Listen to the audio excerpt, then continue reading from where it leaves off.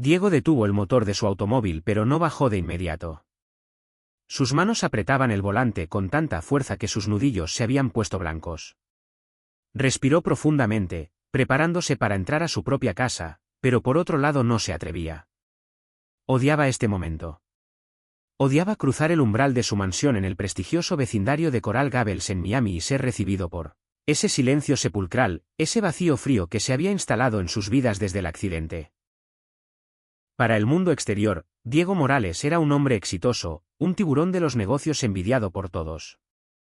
Pero allí, en el interior de su lujoso vehículo, solo era un padre fracasado que no podía mirar a su hijo a los ojos sin sentirse culpable, que no se atrevía a entrar a su propia casa. Miró el reloj. Eran las 3 de la tarde. Había llegado antes de lo normal, impulsado por una extraña inquietud que no lo había dejado concentrarse en la reunión de la junta directiva. Esperaba encontrar lo de siempre, las enfermeras moviéndose como fantasmas silenciosos, el sonido rítmico de los equipos médicos, y a su hijo Mateo, un niño de 8 años, mirando por la ventana con esa expresión vacía que le partía el alma. El Mateo que antes corría hacia la puerta para abrazarlo ahora era una sombra en una silla de ruedas. Un niño que había olvidado cómo ser niño. Diego bajó del auto. Se ajustó el impecable traje y caminó hacia la entrada principal.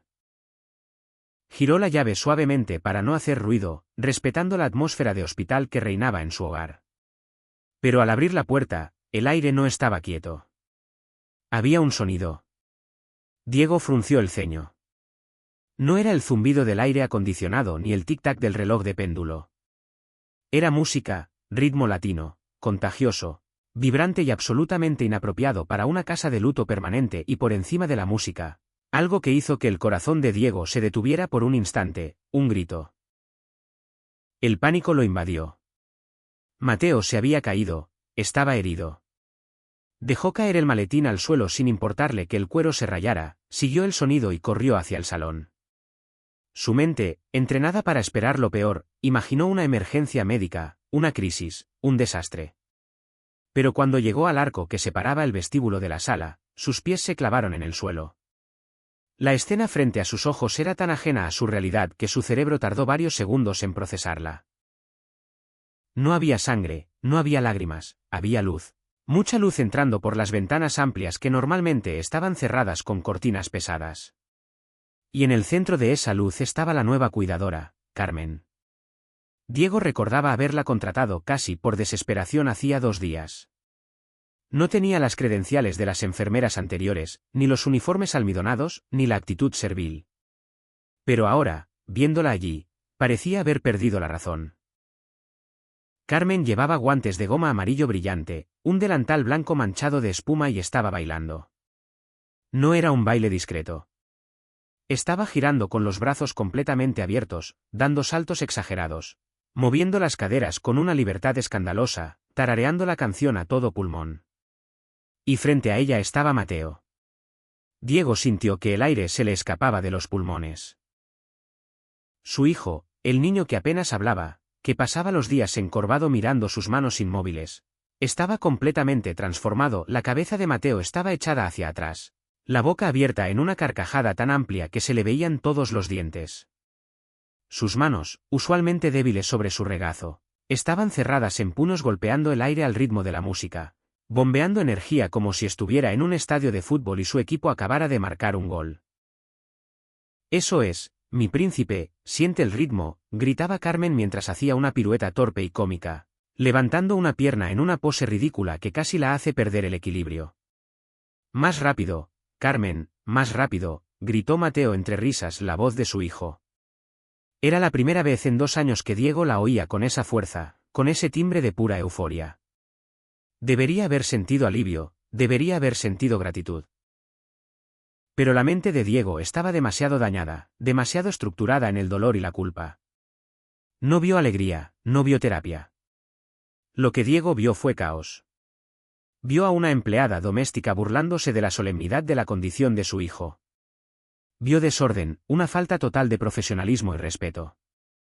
Vio a su hijo sudando, agitado, en un estado de excitación que los médicos le habían dicho que evitara.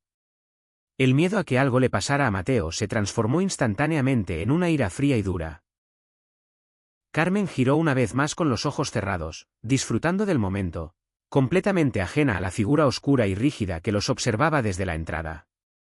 Mateo, en su silla, intentaba imitar los movimientos de brazos de ella, sus ojos brillando con una vida que Diego pensó que se había extinguido para siempre.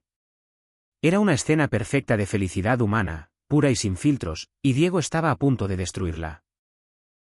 Diego dio un paso firme dentro de la sala y sin decir una palabra caminó hacia el sistema de sonido. Su mano se movió con la precisión de un verdugo y arrancó el cable del enchufe. La música murió al instante. El silencio cayó sobre la habitación como una guillotina, cortando la atmósfera cálida y vibrante de un solo golpe. Fue un silencio violento, pesado, mucho peor que el que habitaba la casa normalmente. Carmen se detuvo en seco con una pierna aún en el aire. Perdió el equilibrio y tropezó torpemente antes de caer sobre sus dos pies. Se giró asustada, con los ojos muy abiertos, y al ver a Diego, su sonrisa se borró de golpe. Se llevó las manos enguantadas a la boca como si hubiera sido atrapada cometiendo un crimen. Pero lo más doloroso fue ver a Mateo.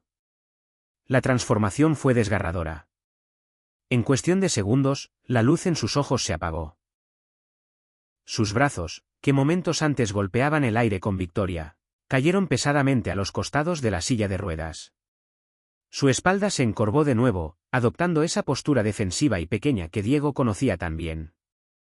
La risa se le atragantó en la garganta y fue reemplazada por una mirada de miedo y vergüenza. Bajó la cabeza. Diego no miró a su hijo, no podía. Si lo miraba y veía esa tristeza, se rompería. Así que hizo lo único que sabía hacer, atacar el problema. Y el problema, según él, era la mujer con los guantes amarillos. ¿Se puede saber qué demonios cree que está haciendo?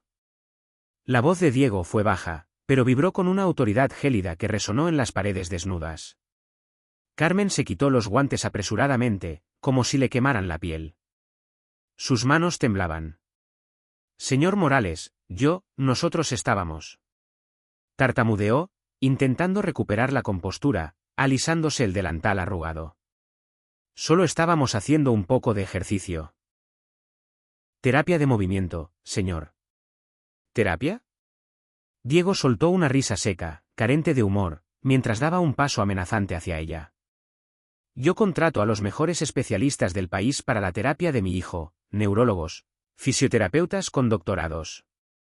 Usted es la niñera. Su trabajo es asegurarse de que él esté limpio, alimentado y seguro. No le pago para que convierta mi sala de estar en un circo de barrio. Papá, no, susurró Mateo con un hilo de voz. Silencio, Mateo, cortó Diego sin mirarlo, levantando una mano. Esto es entre los adultos. No te agites, te puede hacer mal. Carmen dio un paso al frente, interponiéndose sutilmente entre la mirada acusadora del padre y el niño. A pesar de su miedo, había una chispa de valentía en sus ojos humildes. Con todo respeto, señor, dijo Carmen, su voz ganando un poco de firmeza aunque seguía temblando. Mateo no se estaba agitando, se estaba riendo.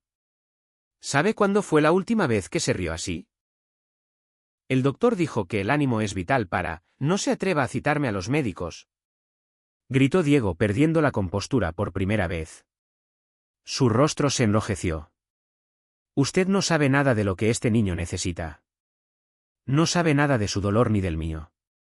¿Cree que poner música vulgar y saltar como una loca va a arreglar su columna? ¿Cree que sus payasadas van a devolverle las piernas? La crueldad de las palabras golpeó a todos en la habitación. Mateo sollozó, un sonido ahogado y doloroso. Diego sintió una punzada en el pecho al escucharlo, pero su orgullo era un muro demasiado alto para escalar. Estaba convencido de que estaba protegiendo la dignidad de su hijo. ¿Cómo podía permitir que Mateo se ilusionara con falsas alegrías? La vida era dura y su hijo tenía que ser fuerte, no un espectáculo. Señor, la alegría no cura los huesos, pero cura el alma, respondió Carmen con los ojos llenos de lágrimas contenidas. Y este niño tiene el alma rota de tanta soledad. Él no necesita silencio, necesita vida. Diego la miró con absoluto desprecio. Miró sus zapatillas desgastadas, su ropa sencilla, sus manos trabajadoras. ¿Qué podía saber esta mujer sobre la complejidad de su sufrimiento? Para él, ella era solo una empleada que se había tomado demasiadas confianzas. Recoja sus cosas, dijo Diego, volviendo a su tono gélido e implacable. Ahora mismo. ¿Qué? Carmen palideció. Está despedida. Le doy 10 minutos para que saque sus pertenencias de mi casa antes de que llame a seguridad para que la escolten a la salida. No voy a permitir que nadie ponga en riesgo la estabilidad emocional de mi hijo con comportamientos histéricos. No, papá, por favor, gritó Mateo girando su silla bruscamente hacia su padre, con lágrimas corriendo por sus mejillas. No la eches, ella es mi amiga. Diego cerró los ojos un momento, respirando hondo. Le dolía. Claro que le dolía ver a su hijo así, pero se repetía a sí mismo que era por su bien, que Mateo no entendía, que necesitaba disciplina y orden para recuperarse, no caos. Mateo, vete a tu habitación. Hablaremos de esto cuando te hayas calmado, ordenó Diego sin ceder un milímetro. Pero papá, a tu habitación, bramó Diego señalando el pasillo. Mateo miró a Carmen con desesperación. Ella le devolvió una mirada triste pero dulce, asintiendo levemente para que obedeciera. No quería causarle más problemas. El niño, derrotado y llorando, manipuló los controles de su silla eléctrica y giró lentamente, alejándose por el pasillo.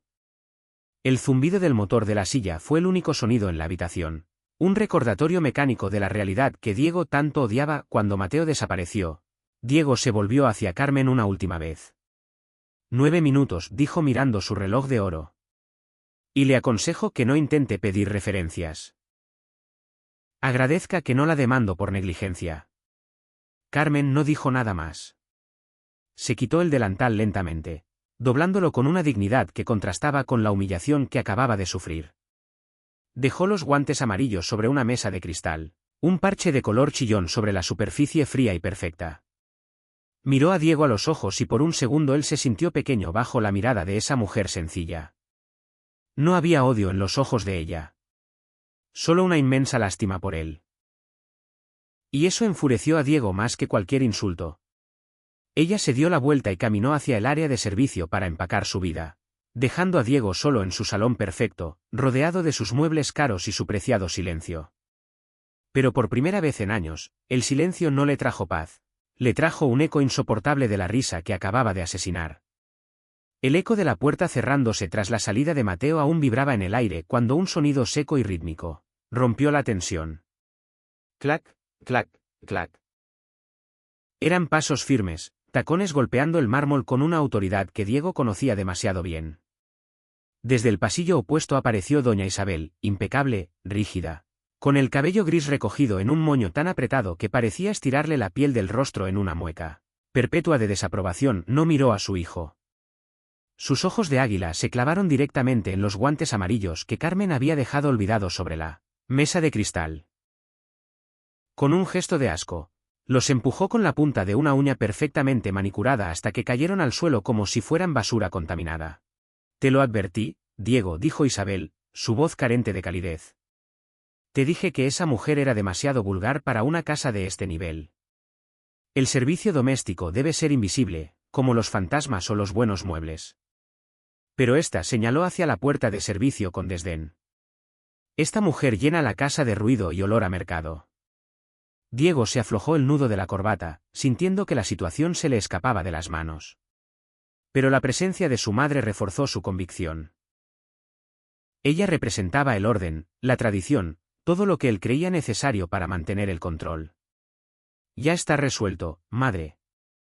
La he despedido. Es lo mínimo, sentenció ella cruzando los brazos.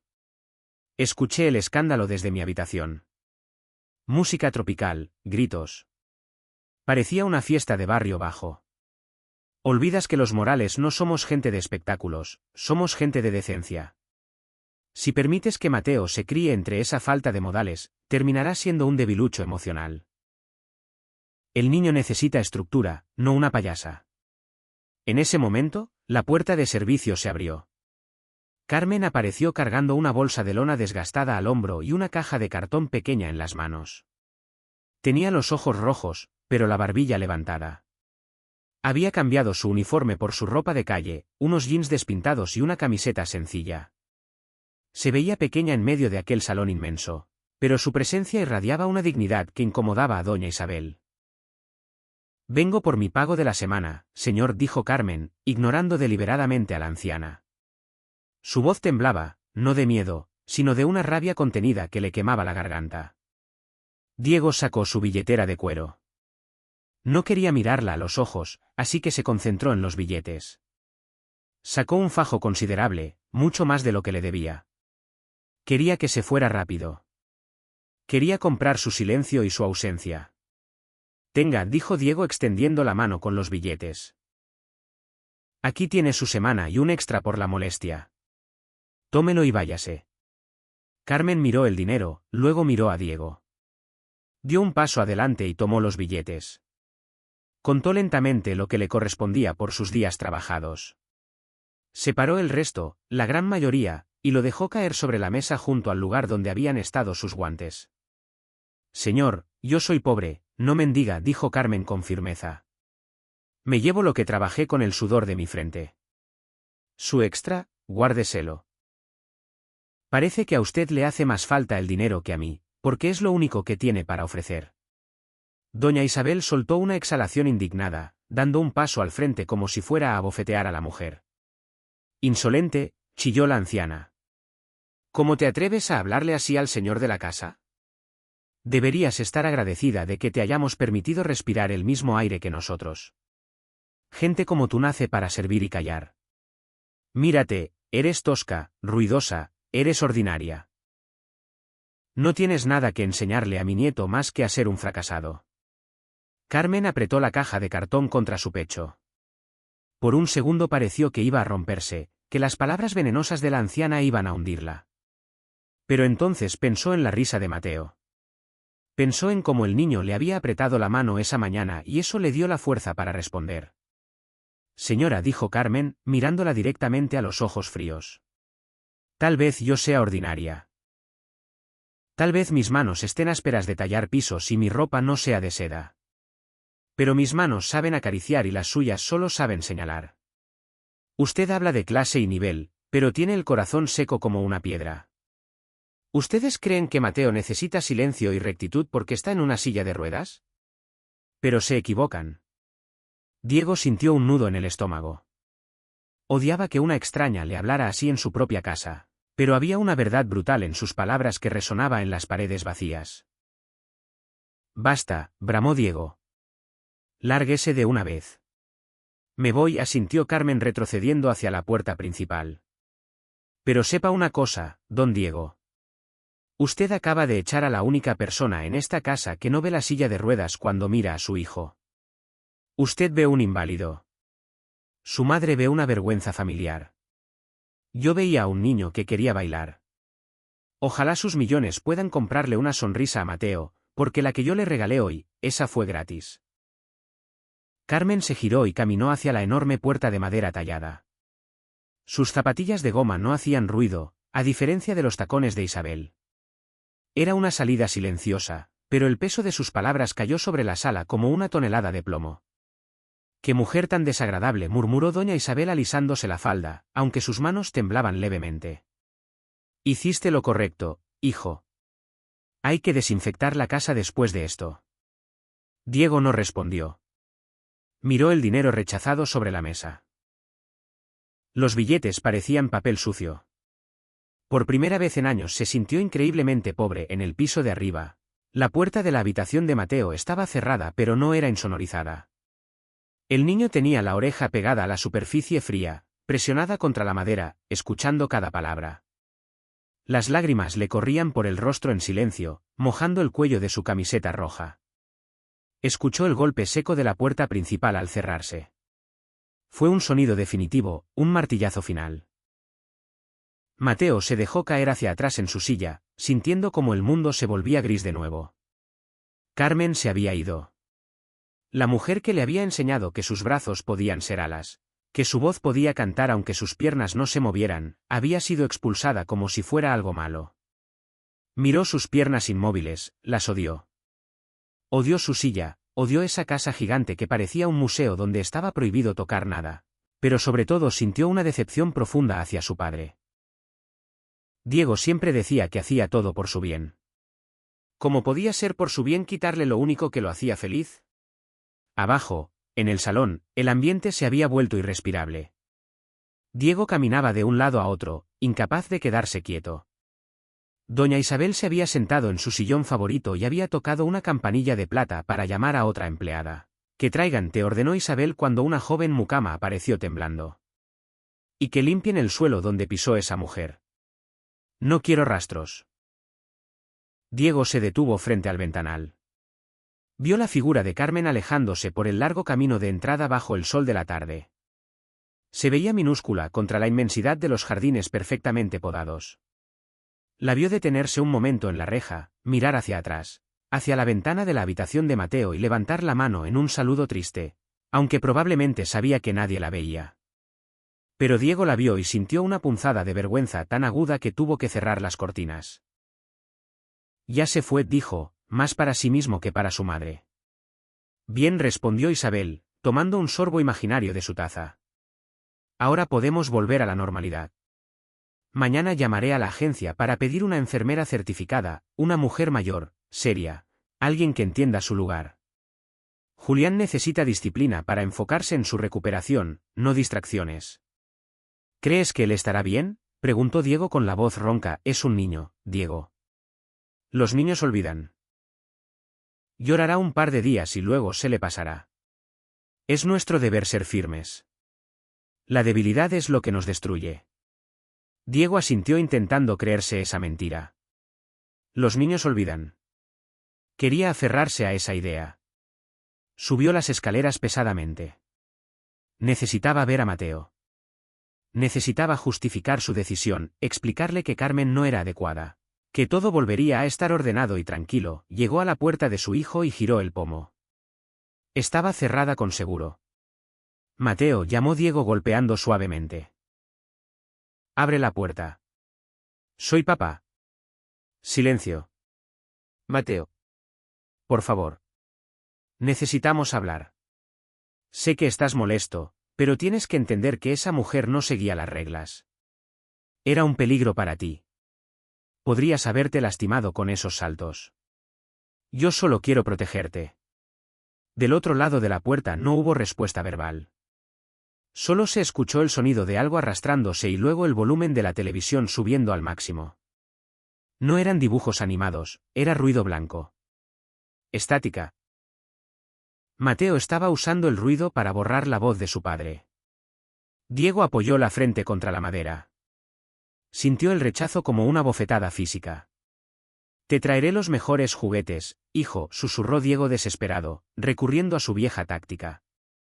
«Compraré esa consola de videojuegos que querías o podemos ir de viaje a donde quieras».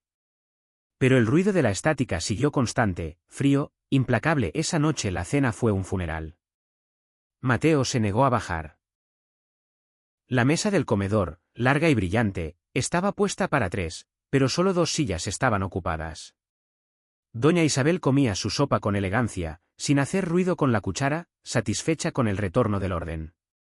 Diego, en cambio, apenas probó bocado. El tintineo de los cubiertos contra la porcelana sonaba ensordecedor en el silencio de la casa. «Está haciendo un berrinche», dijo Isabel limpiándose la comisura de los labios. «No cedas, Diego, si subes a rogarle, perderás tu autoridad. Deja que se le pase el hambre. Cuando tenga hambre, bajará y agradecerá la comida. Así se forja el carácter». Diego miró a su madre y por primera vez vio algo monstruoso en su perfección. Vio la frialdad que había gobernado su propia infancia. Recordó cuántas veces él mismo había llorado en su habitación, esperando un abrazo que nunca llegó, recibiendo en su lugar regalos caros y lecciones de etiqueta. «No tiene hambre de comida, madre», dijo Diego, poniéndose de pie bruscamente y tirando la servilleta sobre la mesa. «Tiene hambre de que alguien lo quiera sin condiciones». «Le damos cosas», corrigió Diego. «Le damos enfermeras mudas y habitaciones limpias». «Pero esa mujer, Carmen», ella le dio risa. Diego salió del comedor dejando a su madre con la palabra en la boca. Subió las escaleras de nuevo, pero no fue a la habitación de Mateo. Fue al cuarto de servicio que Carmen había ocupado apenas unos días. Entró. La habitación estaba vacía y fría. Olía a desinfectante, el olor de la limpieza que tanto le gustaba a Isabel.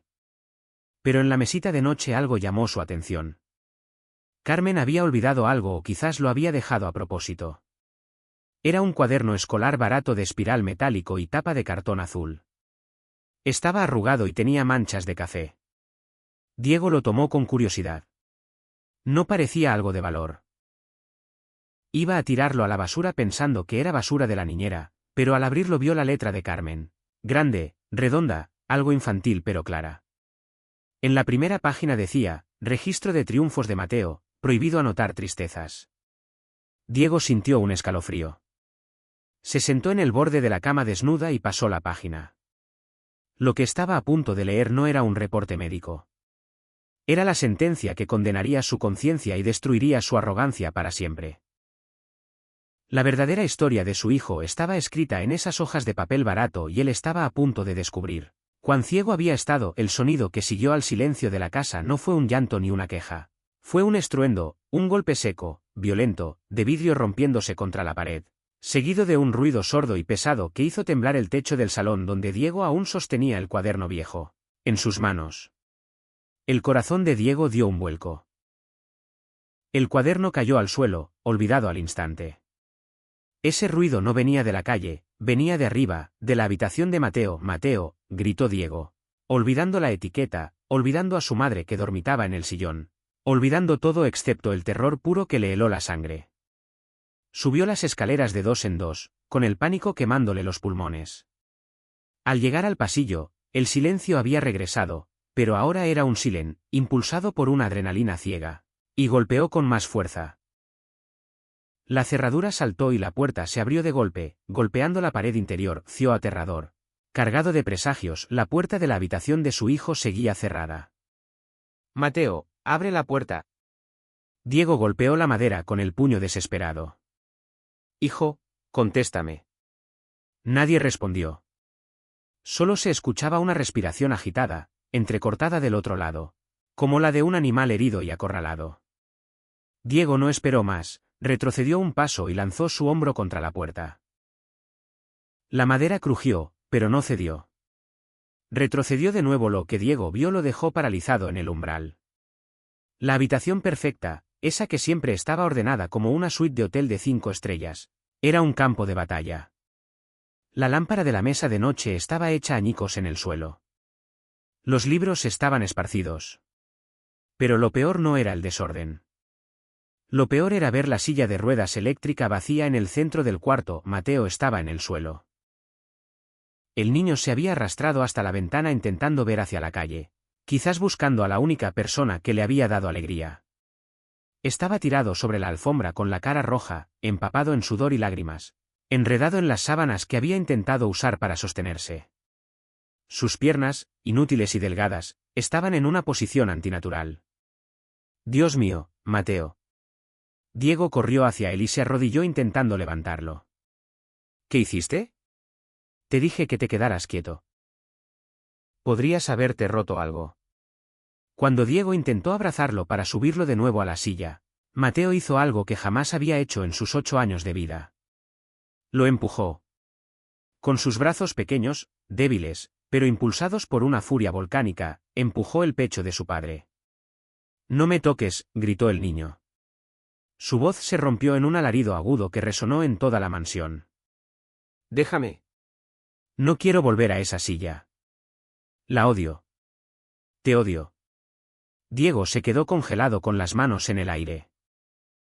La palabra odio flotó entre ellos, densa y tóxica. Mateo nunca había sido un niño rebelde, siempre había sido dócil, resignado, triste.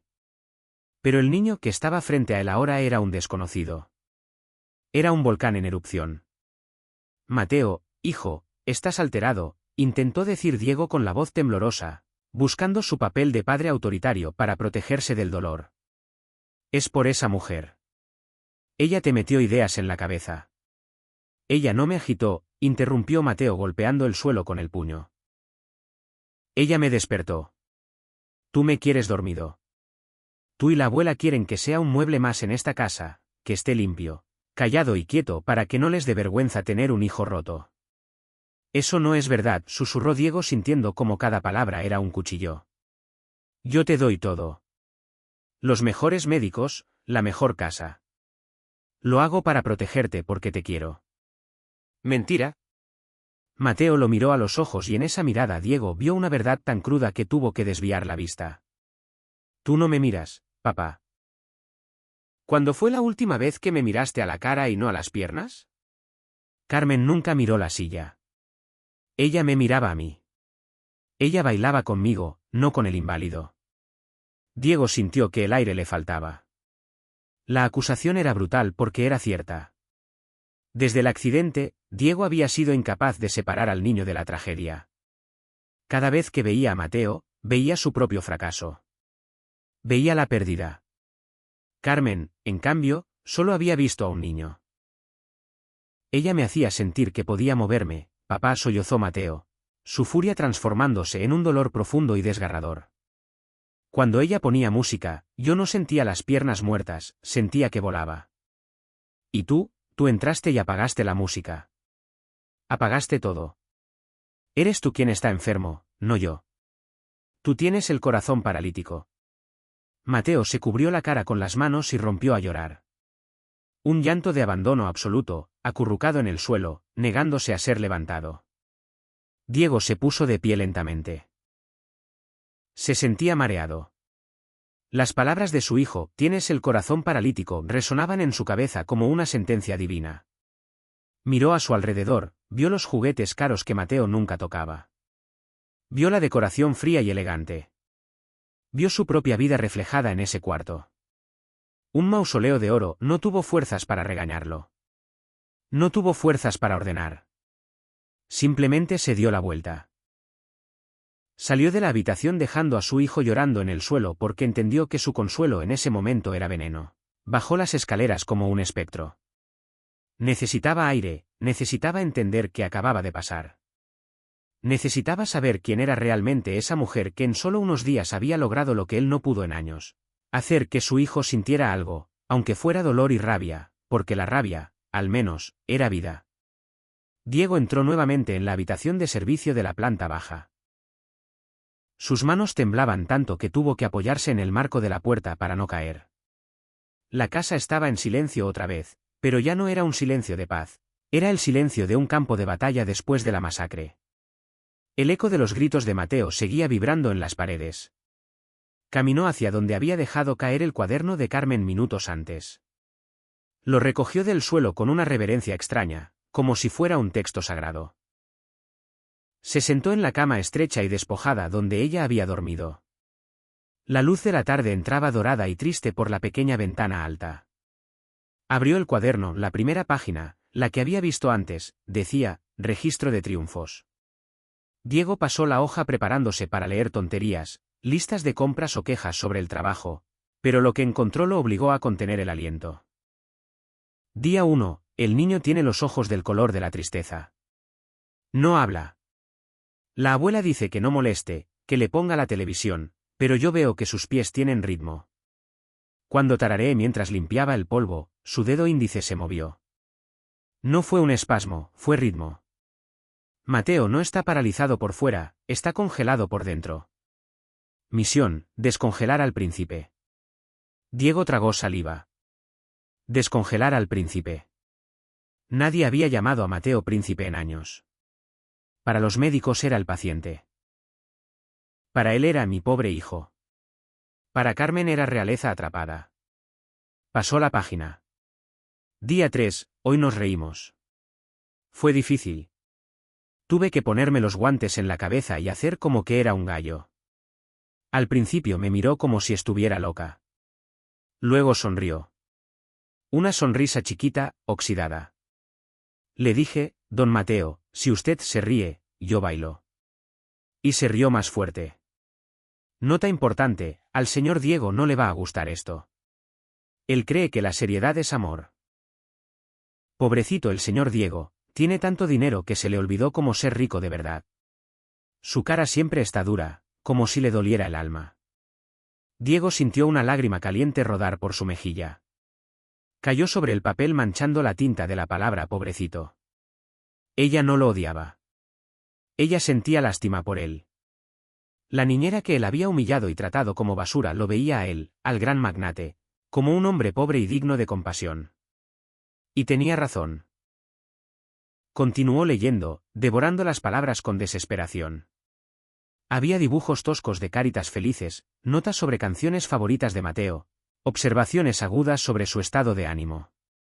Y entonces llegó a la entrada del día anterior.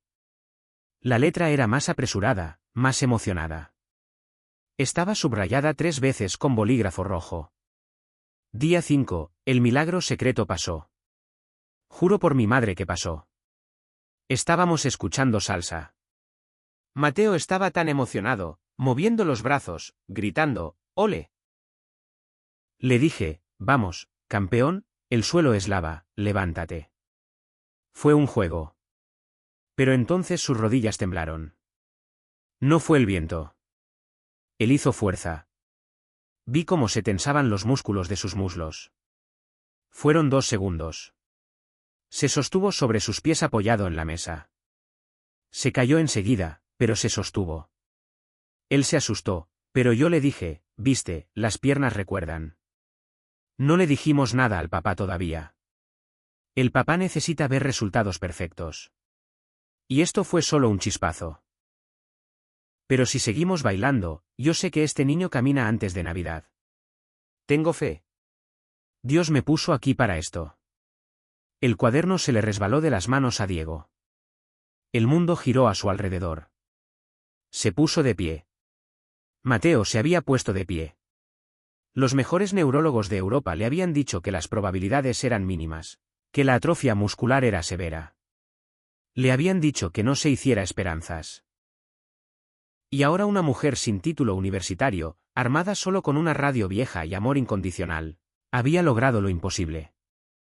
Y él la había echado. Diego se llevó las manos a la cabeza, tirando de su propio cabello.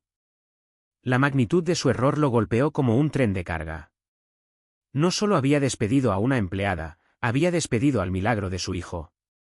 Había cortado el único hilo de esperanza real que había entrado en esa casa en años.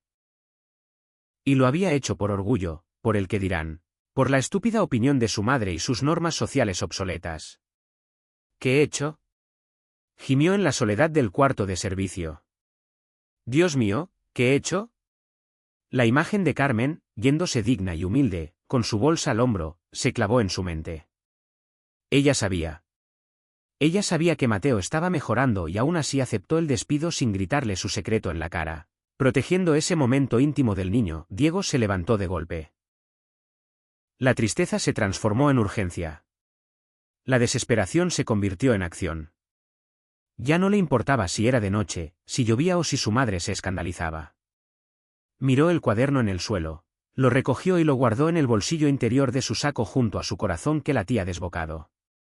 Corrió hacia el salón principal. Doña Isabel estaba despierta ahora, hojeando una revista con displicencia. ¿Ya se le pasó el berrinche al niño?, preguntó ella sin levantar la vista. Diego no se detuvo. Pasó junto a ella como un huracán, ignorando su pregunta, ignorando su presencia. Fue directo a la mesa del teléfono donde estaba la agenda de servicios. Buscó frenéticamente el papel arrugado con los datos de Carmen que la agencia le había enviado días atrás. Diego, te estoy hablando, insistió Isabel molesta.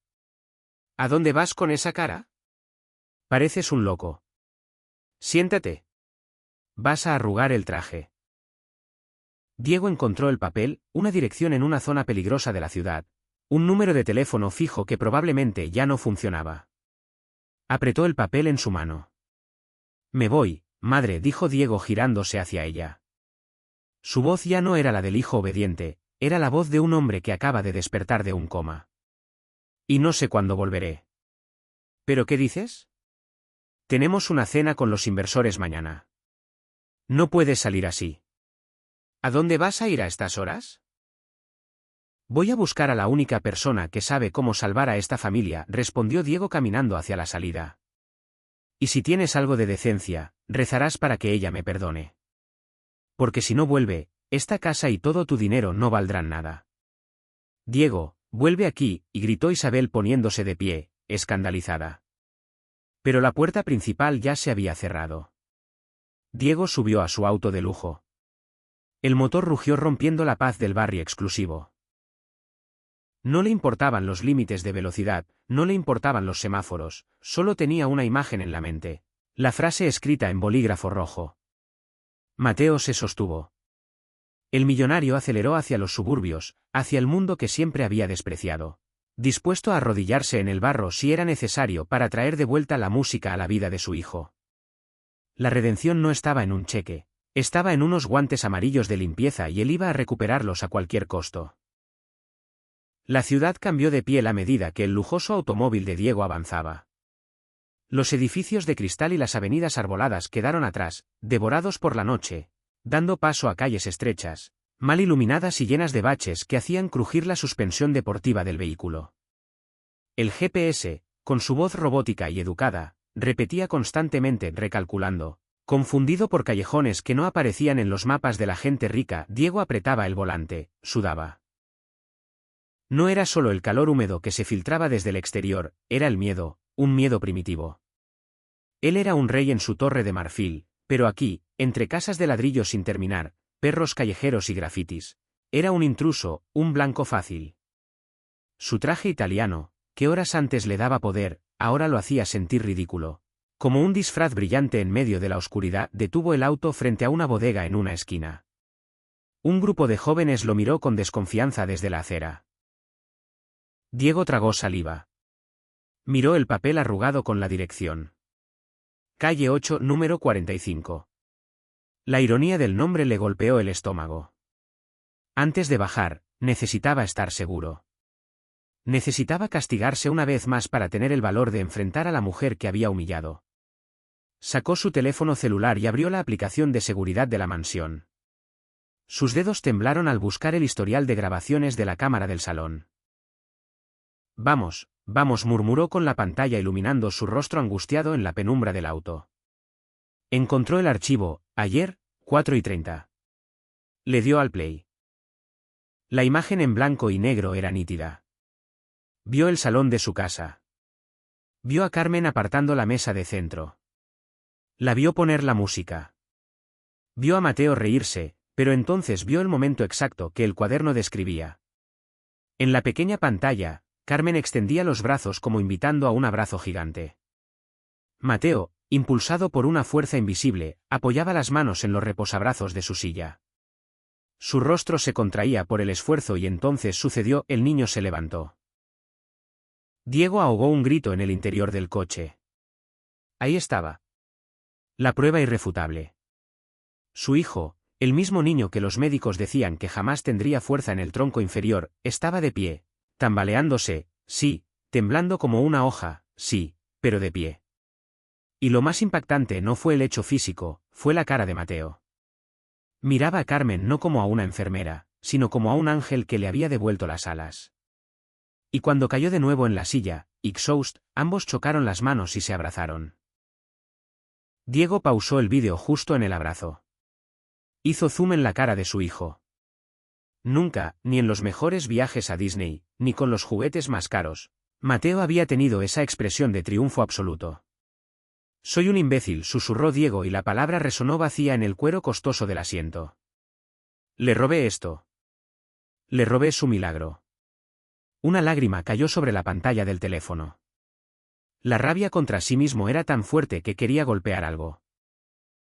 Había estado tan obsesionado con la dignidad y el orden que no se dio cuenta de que el orden era la muerte y el caos de Carmen era la vida. Alguien golpeó el vidrio de su ventana.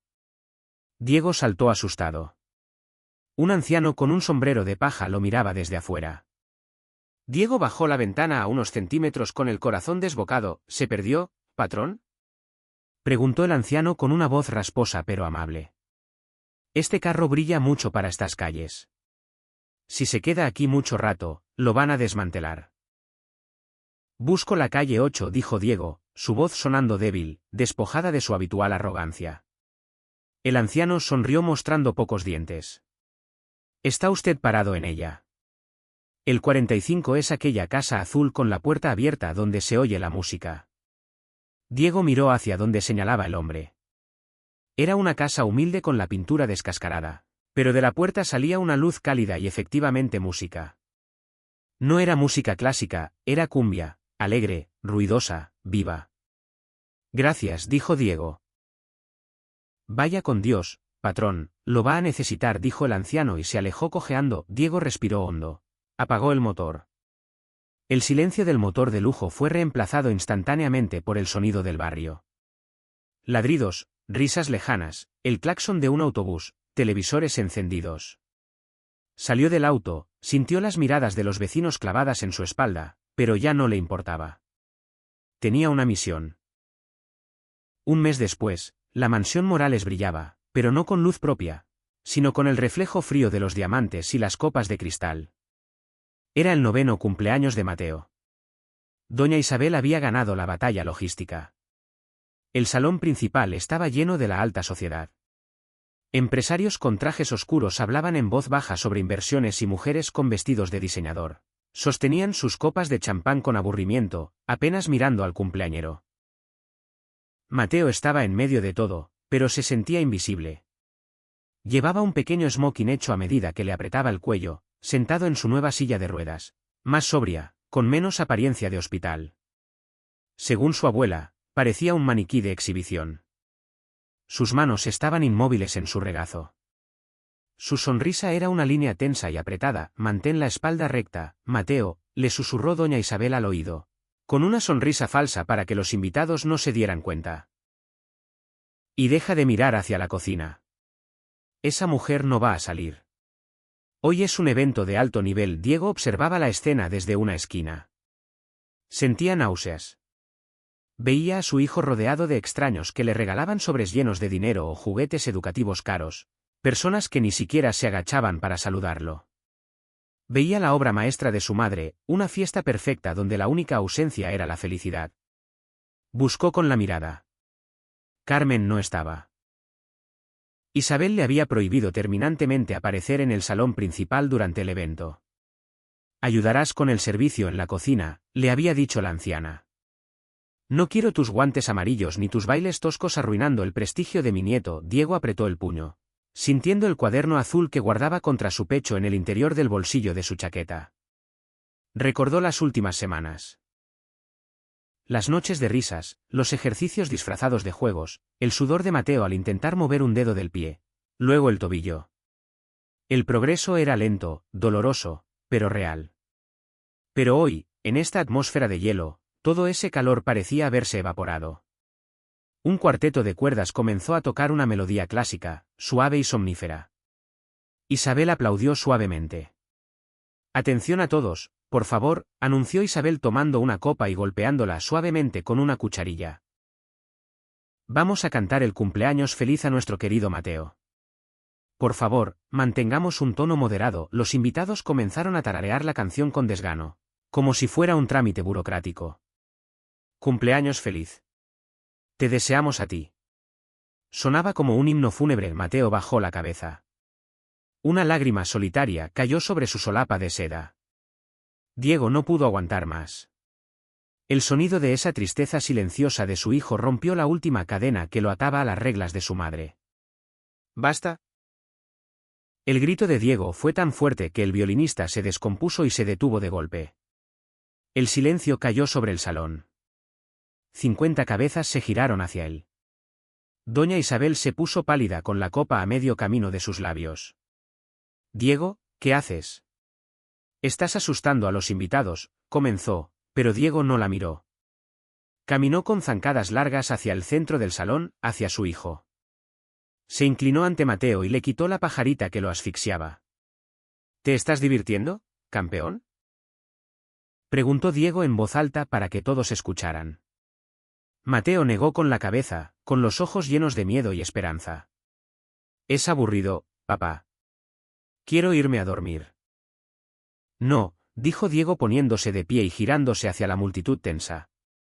Nadie se va a dormir.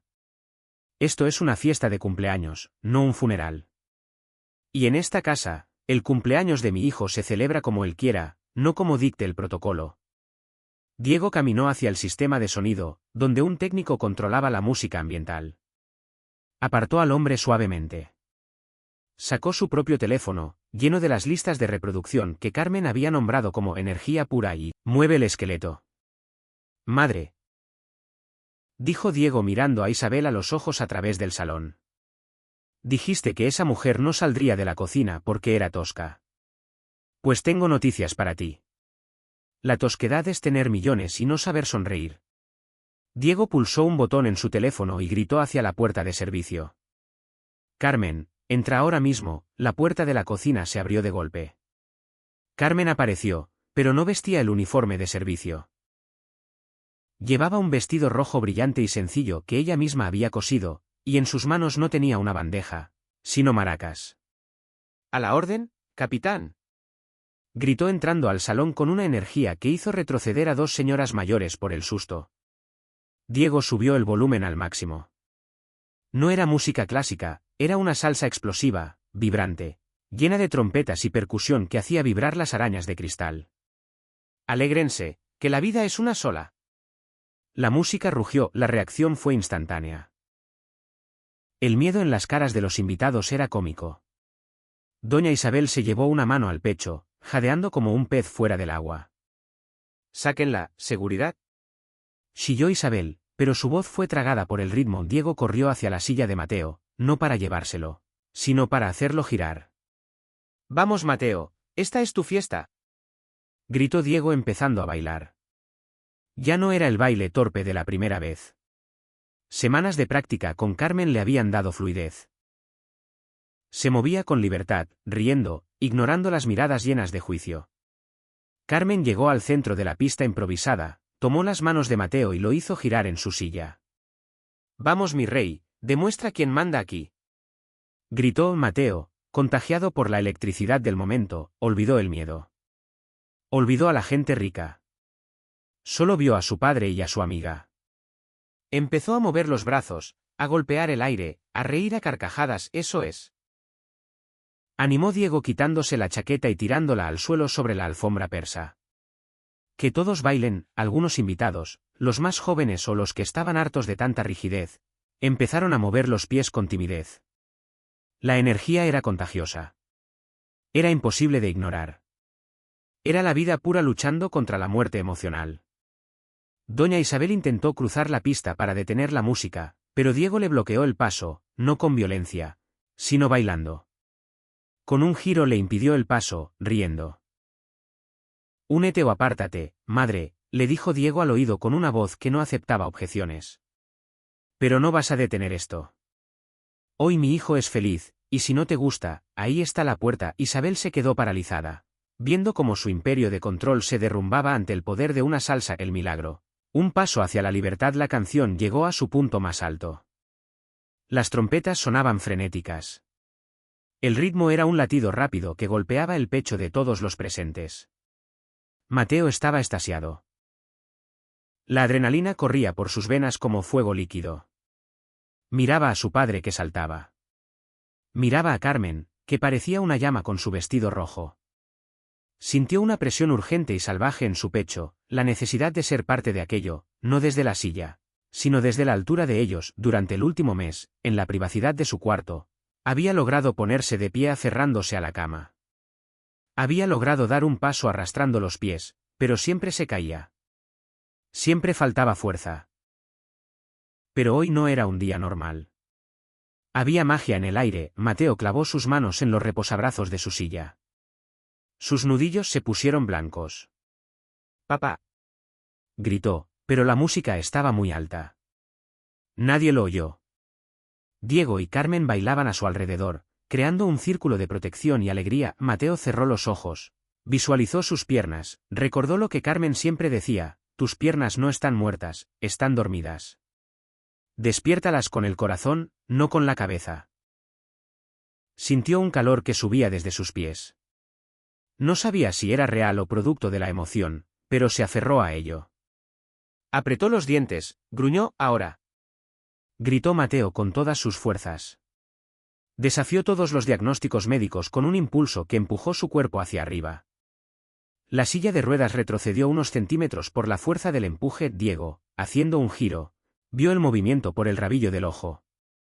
Se detuvo en seco. Carmen también se quedó congelada con las maracas en el aire.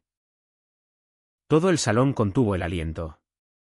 La música siguió sonando, pero parecía lejana, amortiguada por el pulso ensordecedor de la realidad. Mateo estaba de pie, solo, sin su cama, sin las manos de su padre. Temblaba violentamente. Sus delgadas piernas bajo el pantalón del smoking parecían de papel, como si estuvieran a punto de doblarse, pero estaban rectas. Su rostro estaba rojo por el esfuerzo, empapado en sudor. Mateo, susurró Diego dando un paso adelante por instinto para atraparlo. No. Gritó Mateo levantando una mano para detenerlo. Su voz era un pequeño rugido. Puedo hacerlo. Doña Isabel se llevó las manos a la boca, con los ojos desorbitados. La copa de champán se le resbaló de los dedos y se hizo añicos contra el suelo, pero nadie miró el desorden. Todos miraban al niño. Mateo miró a su padre, que estaba a 2 metros de distancia.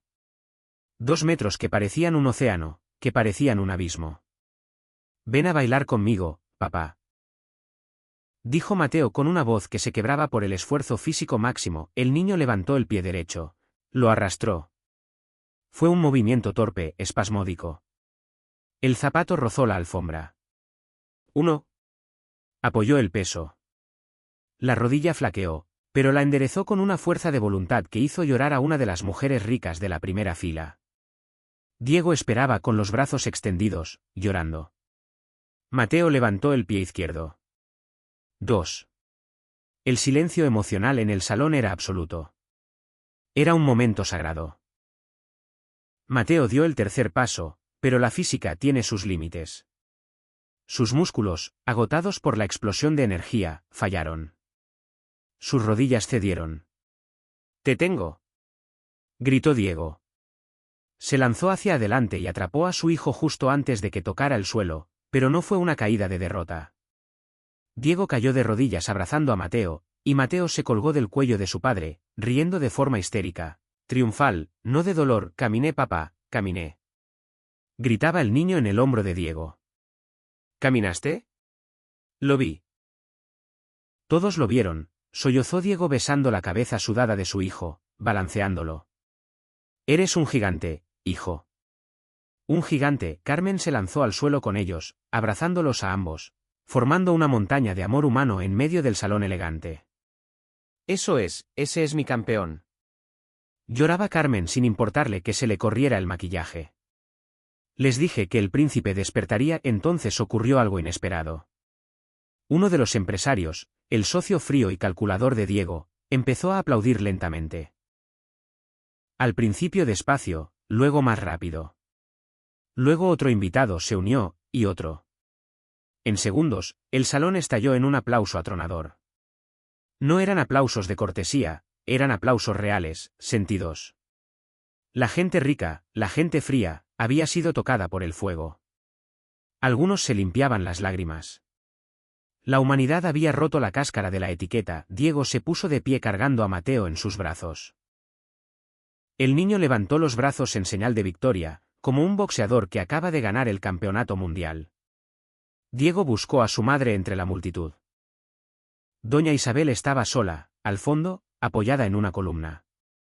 Estaba pálida, temblaba. Miraba a su nieto con una expresión indescifrable. Ya no había ira, había asombro, una derrota absoluta de sus creencias. Todo lo que creía correcto, el silencio, la inmovilidad, el ocultamiento, había sido destruido por 3 pasos vacilantes y un amor ruidoso. Diego la miró y no dijo nada. No hacía falta. El juicio había sido dictado por la vida misma. Se giró hacia Carmen, le tendió la mano libre y la atrajo a su lado, poniéndola al mismo nivel, frente a todos. «Que siga la música», ordenó Diego con una sonrisa radiante. La verdadera fiesta, la de verdad, comenzó. Mateo bailó en los brazos de su padre con el alma, sabiendo que sus piernas ya no eran una prisión, sino un par de alas que empezaban a abrirse. El último invitado se marchó cerca de la medianoche. El salón, antes impecable, era ahora un hermoso desastre. Había confeti en la alfombra persa, copas olvidadas en las mesas y, lo más importante, una energía residual que hacía vibrar el aire. Ya no olía a cera de muebles y flores muertas, olía a vida. Diego cerró la puerta principal y soltó un largo suspiro, pero no de cansancio, sino de alivio. Se sentía ligero, como si se hubiera quitado un traje de plomo que llevó puesto durante años. Se aflojó la camisa, ahora arrugada y manchada de sudor, y se giró hacia las escaleras. Allí, bajando los peldaños con una lentitud teatral, estaba doña Isabel. No vestía ropa de dormir. Llevaba un impecable traje de viaje color gris acero y un sombrero a juego. Detrás de ella, el chófer nocturno bajaba dos grandes maletas de cuero. El silencio que se instaló entre madre e hijo no era incómodo, era definitivo. ¿Te vas?, preguntó Diego. No había sorpresa en su voz, solo una aceptación tranquila. Doña Isabel se detuvo en el último escalón. Se puso sus guantes de piel con movimientos secos y precisos. No puedo quedarme aquí, Diego, dijo mirando a su alrededor con una mezcla de tristeza y desprecio. Esta casa se ha convertido en algo que no reconozco. Gritos, música salvaje, emociones desbordadas. Has roto todas las reglas que mantenían a una familia respetable en su lugar. No, madre, respondió Diego caminando hasta quedar frente a ella. Rompí las reglas que nos mantenían muertos en vida. Mira a tu alrededor. ¿No lo sientes? Por primera vez en años, esta casa es un hogar necesita orden, insistió Isabel levantando la barbilla. Lo que vi hoy fue un circo. Sí, el niño caminó. Fue impresionante, pero el precio fue el honor de este apellido. Te rebajaste, Diego. Te convertiste en uno de ellos. Bailando como la plebe, sudando, abrazando a la servidumbre, Diego sonrió. Fue una sonrisa triste pero llena de paz. Tienes razón. Me convertí en uno de ellos. Me convertí en un padre. Y si el precio de ver a mi hijo caminar es perder mi honor ante tus ojos, lo pagaría 1000 veces. Isabel apretó los labios. Sabía que había perdido.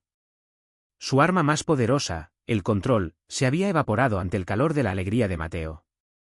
Me voy a la casa de campo, anunció. Allí todavía hay silencio. No esperes que vuelva pronto.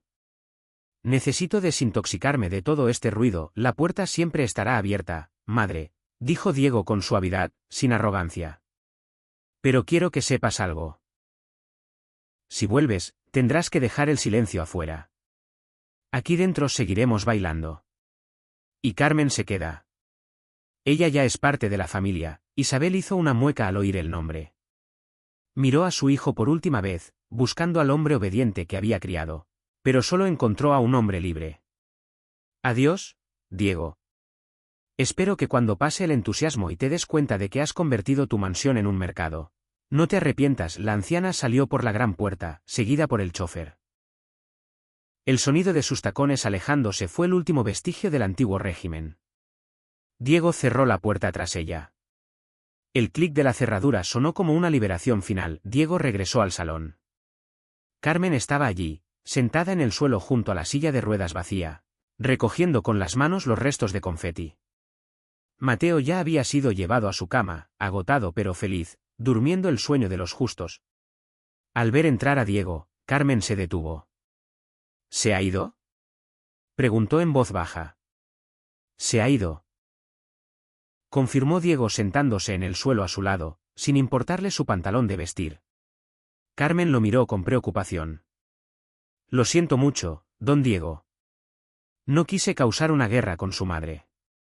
Si usted quiere, Diego puso un dedo sobre sus labios, callándola suavemente. Ni te atrevas a decirlo, susurró. Tú no causaste una guerra, Carmen. Ganaste una que yo ni siquiera sabía que estaba perdiendo. Nos salvaste. Diego tomó las manos de la mujer, esas manos ásperas por el trabajo duro, y las sostuvo entre las suyas, suaves y cuidadas. El contraste era evidente, pero la armonía era perfecta. Tengo que hablarte sobre tu contrato, dijo Diego poniéndose serio. Carmen suspiró, intentando retirar las manos, pero él no la dejó. Mire, patrón, si es por el aumento, no hace falta. Ver a Mateo hoy de pie me dio el sueldo de 10 años. No es un aumento, dijo Diego con firmeza. Mirando sus ojos, lo que hizo que el corazón de Carmen se acelerara. ¿Me despide? Carmen se congeló. Se sintió como un cubo de agua helada. ¿Qué? ¿Pero por qué? Si hoy todo salió bien, te despido como niñera, explicó Diego. Y su seriedad se rompió con una sonrisa cálida. Porque ya no quiero que seas mi empleada. Quiero que seas mi socia. ¿Mi compañera socia? Carmen parpadeó confundida. Yo no entiendo de negocios, don Diego. Solo entiendo de personas, exactamente. Eso es lo que me faltaba.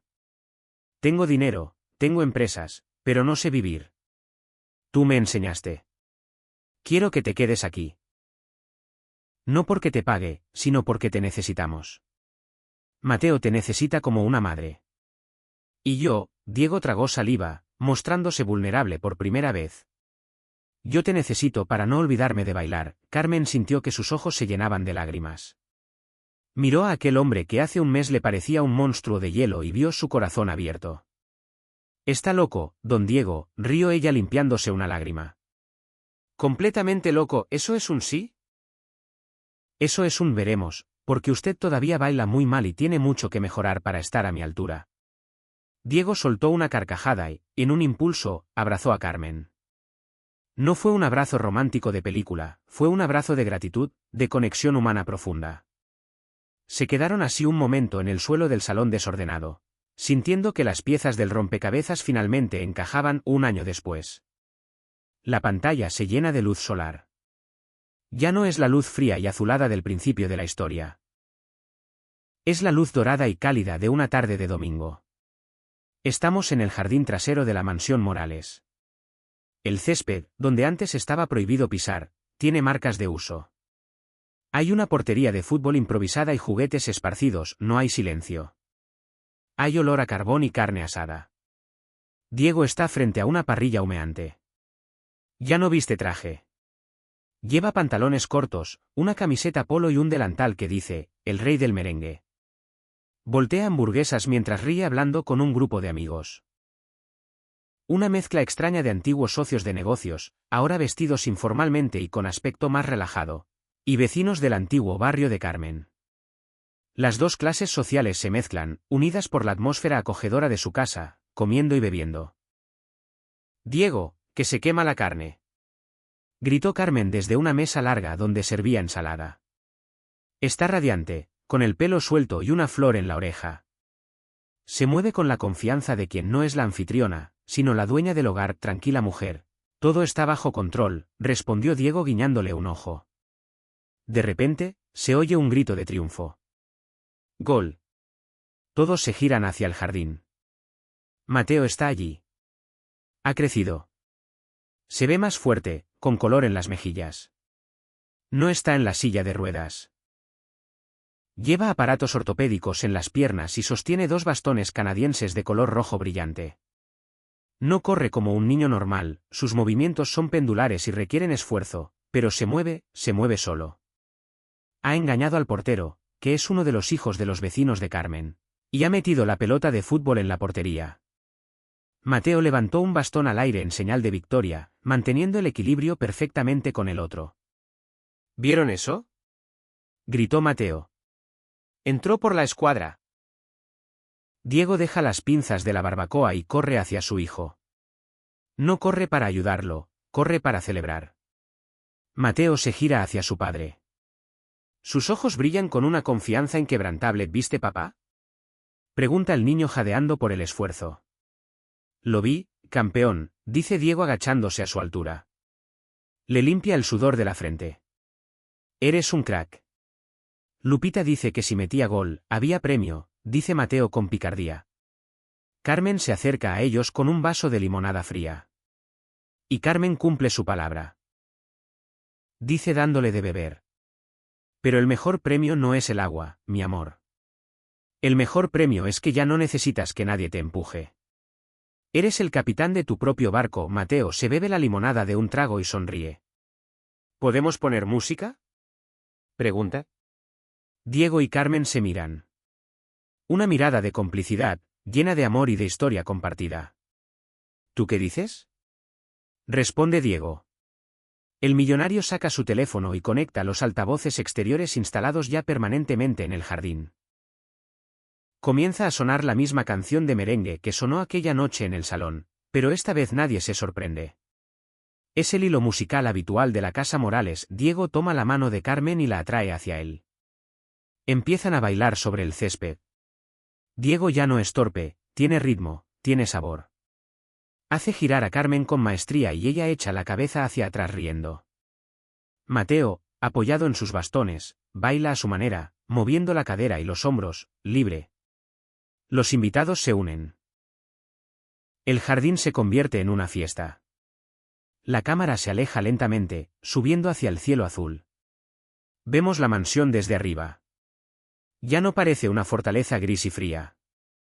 Con las puertas abiertas, la gente bailando en el jardín y la música subiendo hacia las nubes.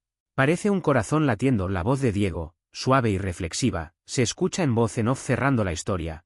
Pensé que mi deber era darle piernas fuertes a mi hijo y gasté mi fortuna buscando curas. Me equivocaba.